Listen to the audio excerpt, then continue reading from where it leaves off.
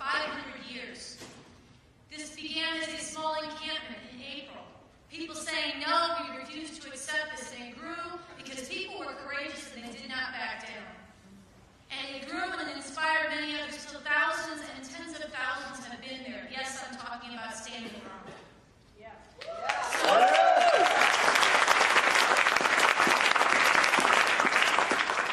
I'm hoping that we have, are we lining up for this? Yeah. Oh, excellent, good.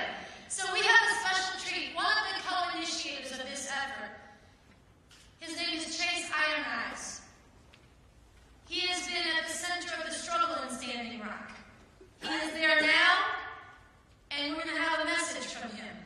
But before we have it, I just wanted to say one other thing about him. He's a member of the Standing Rock Sioux Tribe. He's a member of the Lakota People's Law Project and a co-founder of the Native American news site Last Real Indians.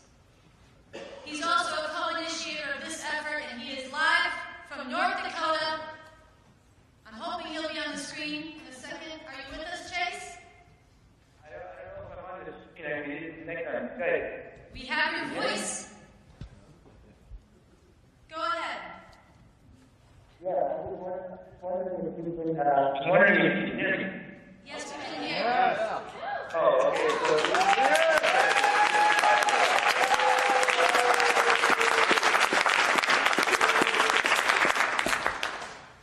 Wow, brothers and sisters, thank you.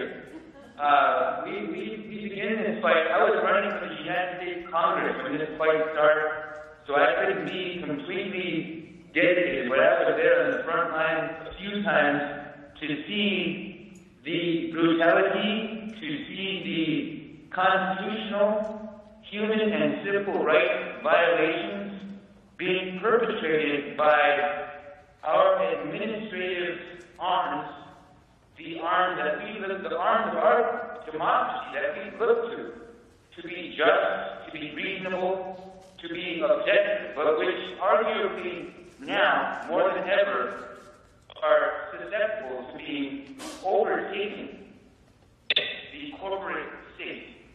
Right now, because you can see these violations, you can see the blood dripping from the attack dogs who were brought here to fight this oil war on American soil, on our territory, who were sick on us by private corporate security, while our law enforcement looked the other way. You can see a collusion between law enforcement, local media, which is the only media, the National Guard, corporate security, and finally, the Republican of the Trump nature. Trump is huge here. You can see a collusion between all five of those entities, where law enforcement tells untruths and sends press releases to the local media, and they put them out like gospel. They've been caught in lies time and time again. Luckily now we have independent media, our own media, who can refute their claims with video evidence. But they've succeeded in racializing this fight, making it about Native American water rights, which it is, and that's enough to justify the struggle on its own. But this is about the continuing and ongoing erosion of our constitutional, human, and civil rights, and who directs the future of our very democracy. Is it we the people, or is it the corporate state? And you know that everybody who's listening here is committed 100% out here on the ground. We are committed 100%. We are about 1,000 people strong. I stepped back into the fight after my run for United States Congress ended, and I did win.